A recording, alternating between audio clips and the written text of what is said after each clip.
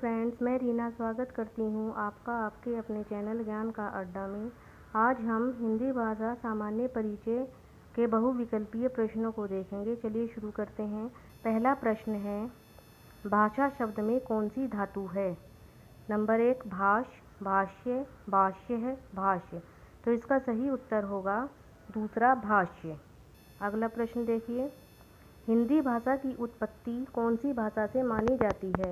अंग्रेजी से, उर्दू से, संस्कृत से या प्राकृत भाषा से? तो हिंदी भाषा की उत्पत्ति संस्कृत भाषा से मानी जाती है। संस्कृत को हिंदी की जननी भी कहा जाता है। चलिए आगे देखिए, भाषा का प्राचीनतम रूप है मौखिक रूप, लिखित रूप, गद्य, पद्य। तो इसका उत्तर है मौखिक रूप। मौखिक रूप प्राचीनतम क्यों है? क्योंकि जो मौखिक रूप है भाषा का वो पहले से ही बोला जाता है, ये प्राचीन रूप है। मौखिक रूप में व्यक्ति अपनी विचारों को प्रकट करता है। चलिए आगे बढ़ते हैं।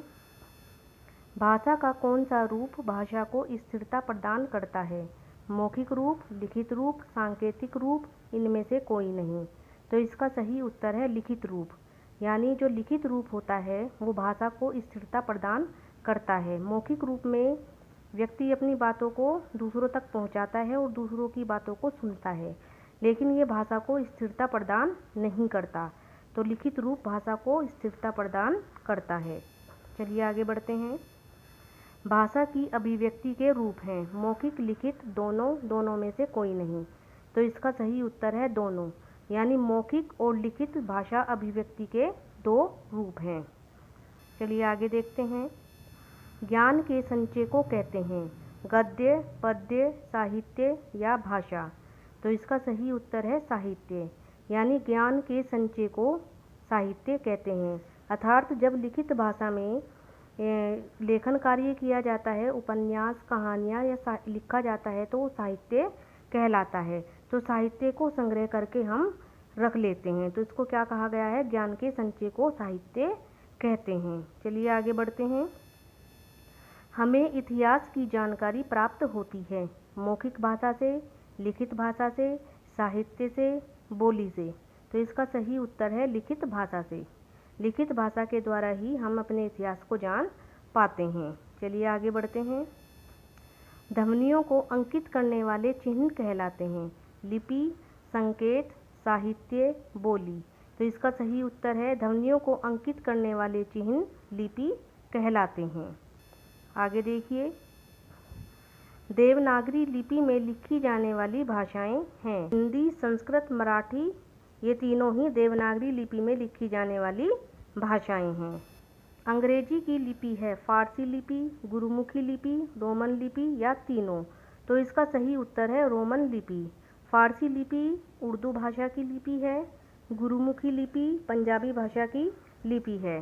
तो अंग्रेजी भाषा की लिपि कौन सी है? रोमन लिपि। चलिए आगे देखते हैं।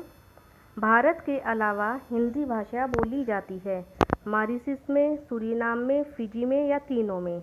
तो तीनों देशों यानी मॉरिशस, सूरीनाम और फिजी, इन तीनों देशों में ही हिंदी बोली जाती है। आगे देखते हैं। निम्नलिखित में से कौन सा गद्य का उदाहरण नहीं है? कहानी, गीत, निबंध, संस्मरण? तो इसका सही उत्तर है गीत।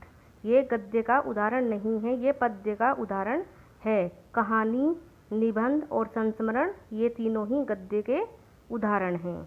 आगे देखते हैं। संविधान के किस अनुच्छेद में हिंदी को राजभाषा घोषित किया गया है?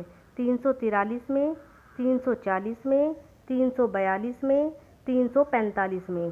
तो इसका सही उत्तर है 343 में। चलिए आगे देखते हैं। हिंदी दिवस कब मनाया जाता है? 14 अक्टूबर को, 14 सितंबर को, 14 दिसंबर को या 14 नवंबर को? तो इसका सही उत्तर है 14 सितंबर को। 14 सितंबर को हिंदी दिवस मनाया जाता है।